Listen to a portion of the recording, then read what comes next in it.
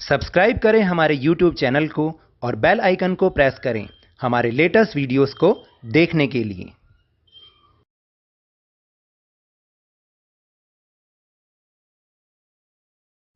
Hello and welcome to Lavneesh Sir की class.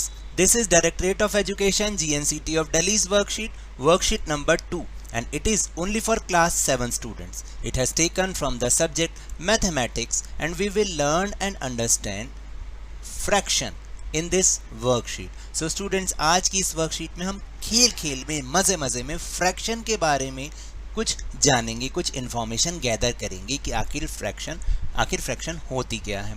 So as you all know, आपने earlier classes में भी, जैसे कि क्लास 6 में, फ्रैक्शन के बारे में कुछ थोड़े बहुत जाना जरूर है। उसी को ही ध्यान में रखते हुए आज हम थोड़ा सा और कुछ सीखेंगे। So without wasting our time, let's start and understand with me. तो first question is complete the table from given fractions in the circle. यहाँ पर अगर आप देखें तो आपको यहाँ पर एक सर्कल दे रखा है, आपने इसमें से फ्रैक्शनल नंबर को चूज़ करना है और अपनी टेबल को फिल करना है। लेकिन कैटेगरीज क्या हैं, कैसे आपको करना है? जैसे सबसे पहले प्रॉपर फ्रैक्शन। देखिए प्रॉपर फ्रैक्शन क्या होता है, एक तो याद रखिएगा, मैं फिर से आपको रिवाइज करवा रहा हूँ कि जो फ्रैक्शनल नंबर होता है उसमें 2 पार्ट्स होते हैं। ऊपर वाले को हम क्या कहते हैं? न्यूमरेटर।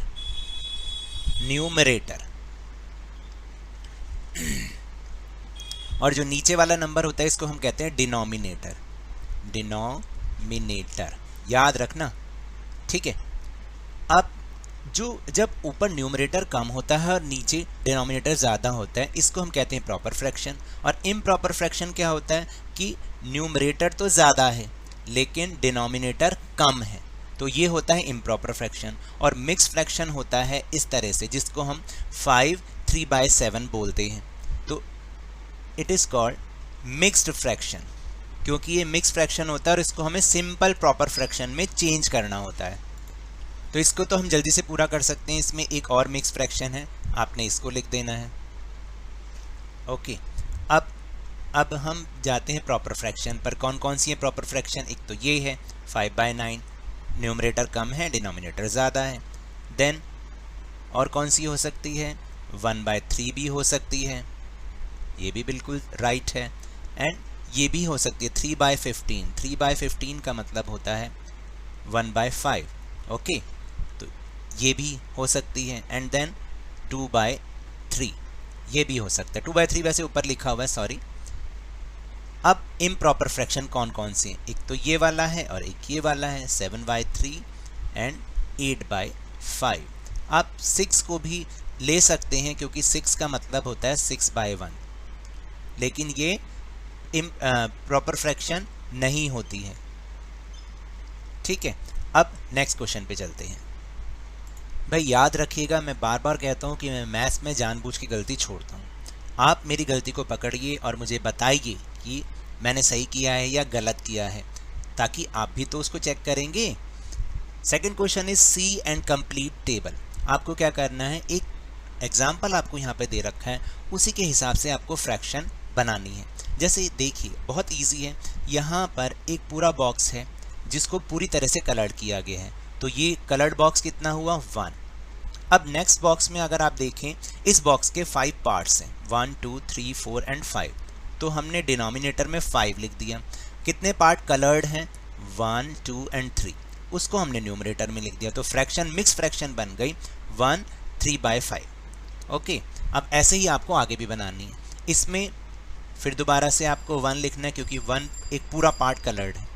नेक्स्ट में आप देखिए कितने पार्ट हैं, 1 2 3 4 5 6 7 8। कितने पार्ट कलर्ड हैं? 3। तो 1:3/8। 1:3/8 नहीं, सॉरी, 1 and 3/8। अब इसमें क्या है? इसमें भी 1 पूरा पार्ट कलर्ड है। और सेकंड वाले के कितने पार्ट्स हैं? 1 2 3 4 5 एंड 6। कितने पार्ट कलर्ड हैं? 1 2 3 एंड 4। इस तरह से बनेगी। अब इसमें 2 पूरे बॉक्सेस कलर्ड हैं तो 2 आ जाएगा। नेक्स्ट बॉक्स में कितने पार्ट्स हैं? 1 2 3 4 एंड 5। और जितने कलर्ड पार्ट होते हैं उनको हम ऊपर रखते हैं। 2 3/5। जैसे आपको मार्क्स मिलते हैं ना, अगर आपको 6 मार्क्स मिले हैं या 9 मार्क्स मिले हैं और पेपर है 10 नंबर का, तो 9/10 लिखते हो ना, बिल्कुल ऐसे ही। Now will move on question number 3। ये एक बहुत ही फैंटास्टिक गेम है। देखिए हर तरफ से आंसर आपका सेम आएगा।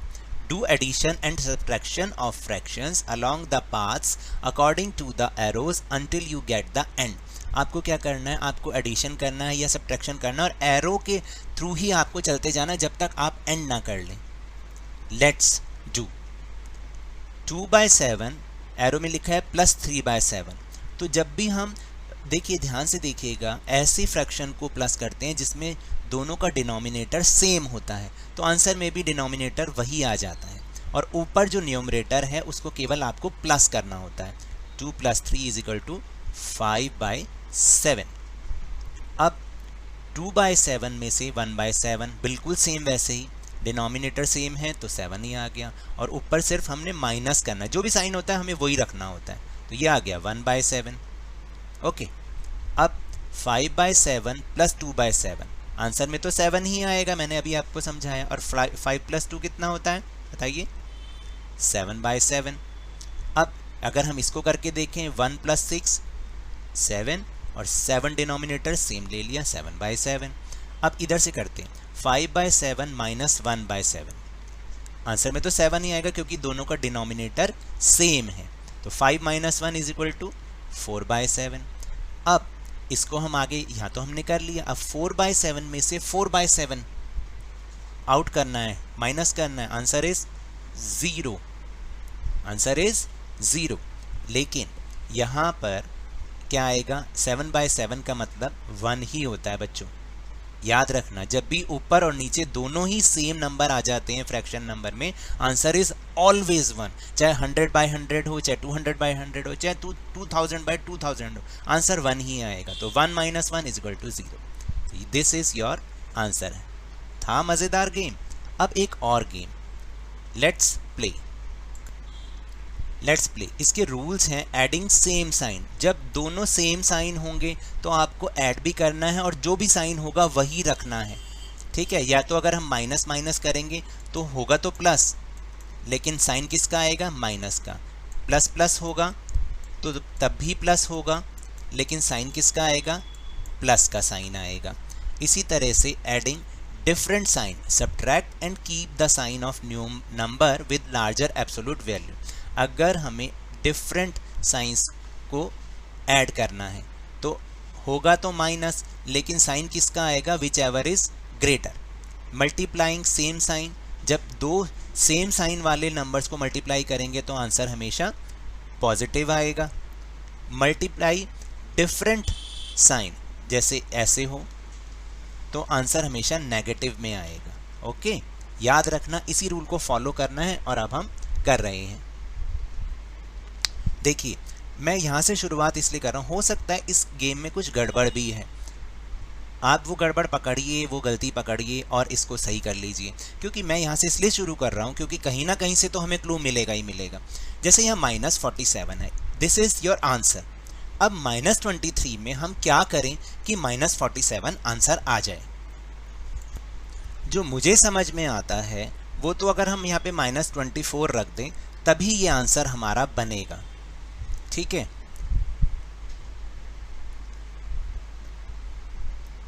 ओ चलिए अब हम यहाँ से शुरू करते हैं।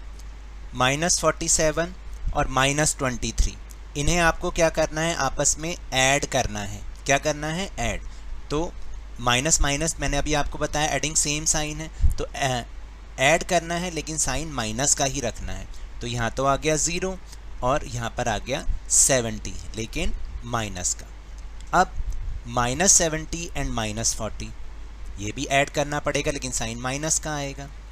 -110 + 60, तो यहाँ पर क्या होगा, दोनों आपस में माइनस होगा लेकिन साइन जो बड़ा होगा तो वो आ गया 50। ओके, अब हम यहाँ से चलते हैं। -70 + 90, दोनों माइनस होंगे लेकिन साइन बड़े का आएगा, तो यहाँ पर आ जाएगा 20। 20 + 37 कितना हुआ, प्लस का 57, क्योंकि दोनों ही प्लस हैं, ठीक है।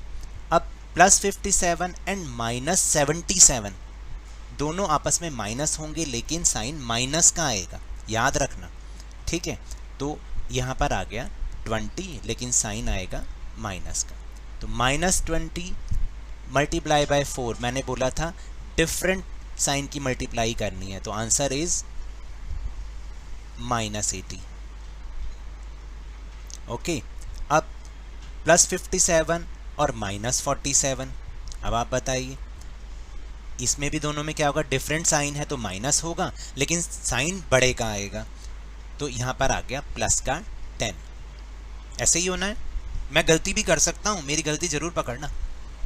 यहाँ पे प्लस का 47 हो गया, अब प्लस का 47 -27, तो क्या आएगा बताइए, क्या होगा, होगा तो माइनस, लेकिन साइन किसका आएगा, जो बड़ा है वो ये, तो ये आ गया 20 माइनस का, सॉरी प्लस का, देखा गलती हो रही थी ना, प्लस का 20 और माइनस का 2, तो माइनस होगा लेकिन साइन बड़े का आएगा, तो 18 आया,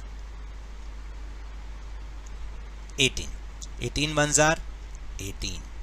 अब 18 को 6 से मल्टीप्लाई करेंगे तो कितना आएगा, सोच के बताओ जल्दी से।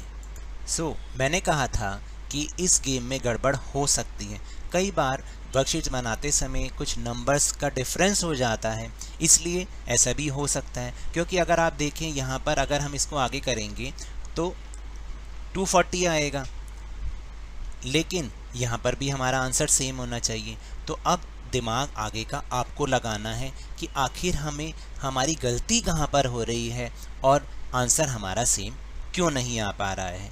So now that's all for this worksheet. अगर मेरे इस तरह समझाने से आपको थोड़ा सा भी समझ में आया हो तो इस चैनल को ज़्यादा से ज़्यादा सब्सक्राइब कीजिए, लाइक कीजिए और बहुत ज़्यादा शेयर कीजिए। और हाँ, मेरे साथ इसी तरह आसानी से वर्कशीट को समझते रहिए, लेकिन ध्यान और मन लगाकर पूरी मेहनत और लगन के साथ, ऑनलाइन ही सही, पढ़ते ज़रूर रहिए।